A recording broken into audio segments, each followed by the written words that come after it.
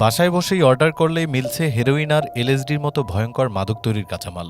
অনলাইনে কেমিক্যাল বিক্রির আড়ালে চলছে এই কোন অন্ধকার কারবার। চোখ কপালে তোলার মতো তথ্য পেল মাদকদ্রব্য নিয়ন্ত্রণ অধিদপ্তর।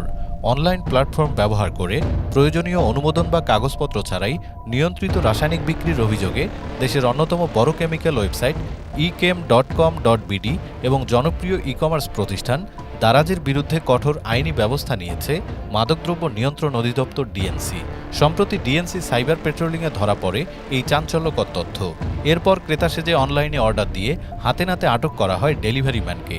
তার দেওয়া তথ্যের ভিত্তিতে গুলশান ও কুড়িলের বিভিন্ন অফিসে অভিযান চালিয়ে জব্দ করা হয় অ্যাসিটিক আনহাইড্রাইড এসিটোন ও সালফিউরিক অ্যাসিডের মতো প্রায় 6.5 লিটার নিয়ন্ত্রিত কেমিক্যাল।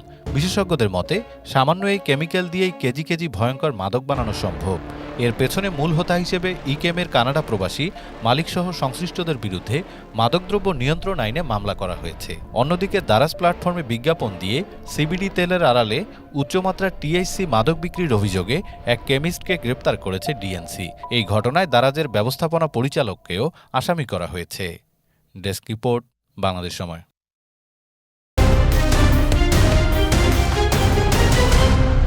বাংলাদেশ সময়, সবার আগে দেশ।